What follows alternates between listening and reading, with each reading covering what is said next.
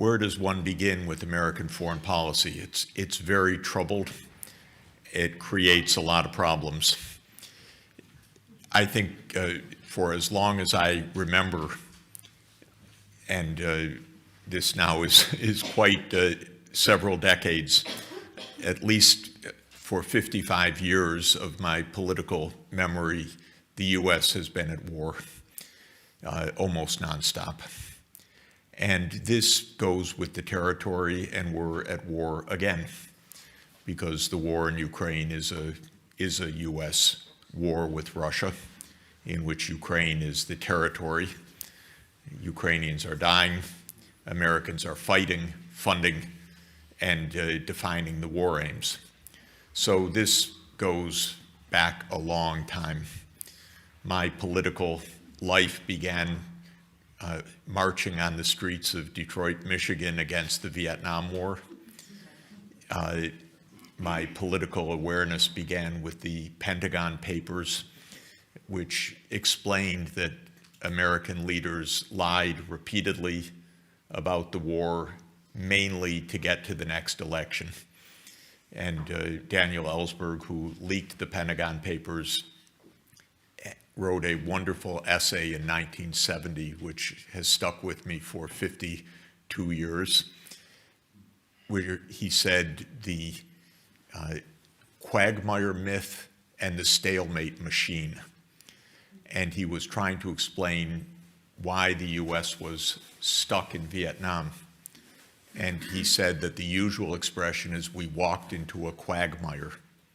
And he said that is not the right model. The right model is what he called the stalemate machine, which is never admit defeat before the next election. But since there's always a next election, you never have the opportunity to admit defeat.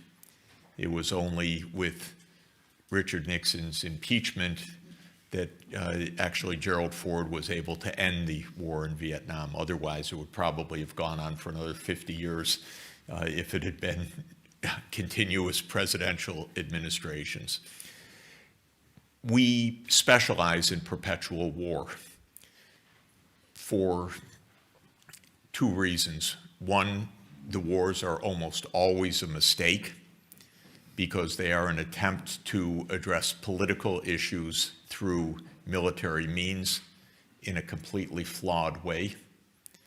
And then once in, they can't be stopped, almost without exception, or at least until 15 or 20 years has led to exhaustion. So we were in Afghanistan for 20 full years, from 2001 to 2021. Biden used his first year to pull out of Afghanistan. I thought maybe there would be a year of peace, but that was a little naive on my part, because instead of negotiating with Putin at the end of 2021 over very pertinent issues like the enlargement of NATO to Ukraine, which is the main casus belli of this war, Biden said, I will not negotiate. And so we find ourselves back at war once again.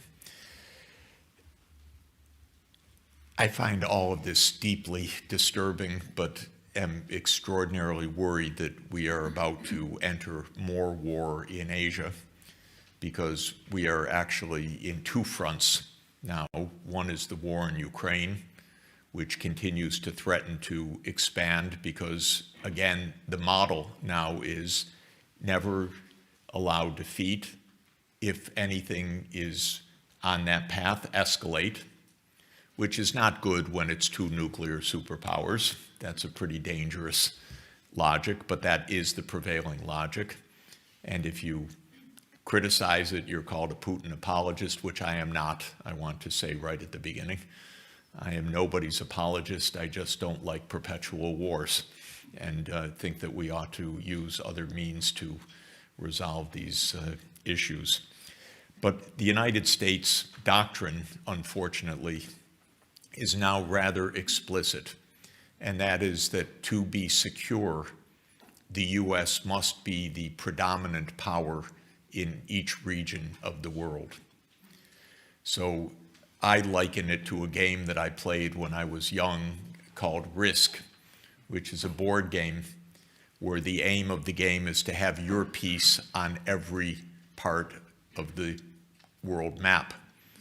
And if you have your pieces on all but a few parts of the map, those places where you don't control could win back the territory that you have. So you're trying to have every piece on the board. Well, the United States has military bases in 80 countries around the world. But alas, for the United States, there are 193 countries, so there's a lot of wars to go. Because every place where we have a base, but there isn't a base next door, Americans feel a threat, or we're told to feel a threat. And moreover, of course, and the deeper point is, China is now perceived by the United States as an existential threat to American primacy, because American policymakers cannot understand how we made the mistake of letting China become a powerful country.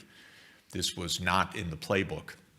China was supposed to develop in a way that is subservient to the United States. And so now we call it a failure that we made various mistakes, like letting China in the World Trade Organization or letting China play institutionally. This is obviously a mistake. Not, in my view, because China did anything wrong. And as a development economist, and I think a pretty good one and a pretty knowledgeable one, I would tell you that China has managed economic development better than just about any place in world history, with a lot of skill and a tremendously high saving rate and a tremendous determination to catch up from a century of impoverishment. And they've done it quite brilliantly, in fact. But in the US view, they cheated, and now they have to be punished for threatening American security. So every day you read stories about how the US is cutting off technology to China, telling all of us, don't you dare buy a Huawei phone, don't you dare use Chinese technology.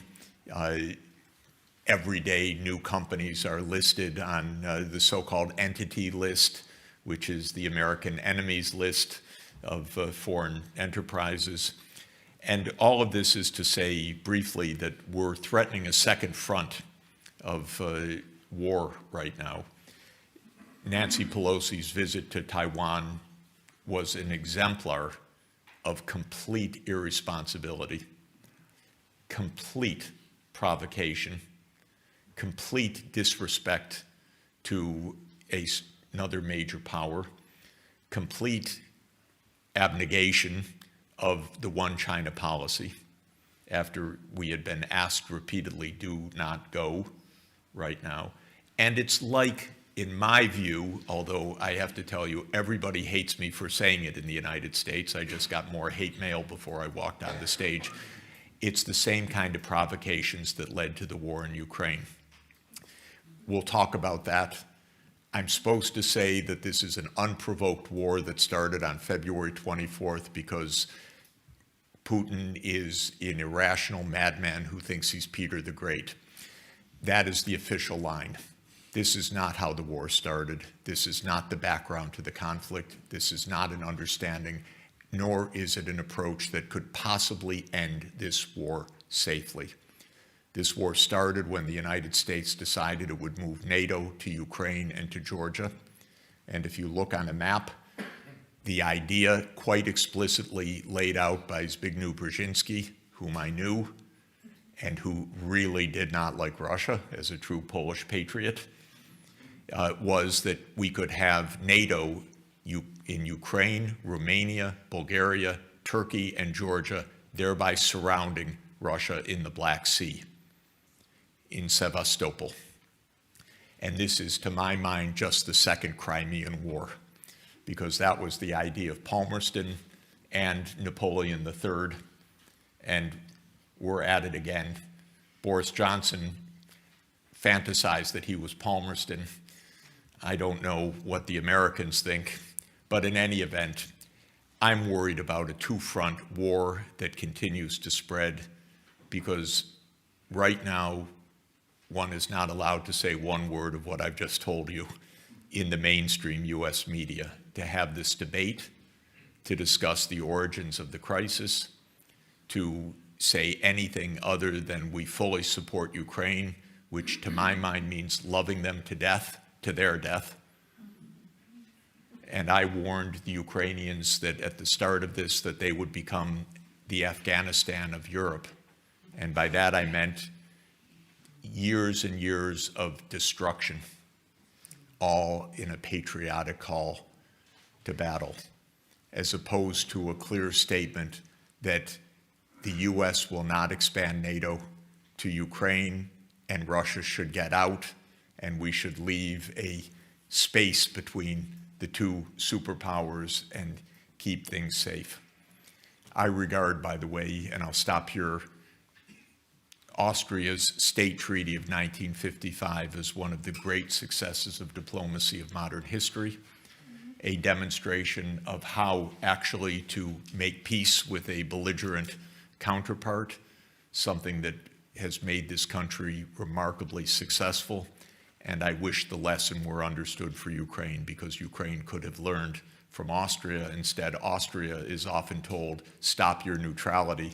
Please don't do that. We should really understand that a bit of mutual prudence, a bit of regard for another superpower can go a long way to preventing war, but not if you're aiming to put your piece on every spot of the map.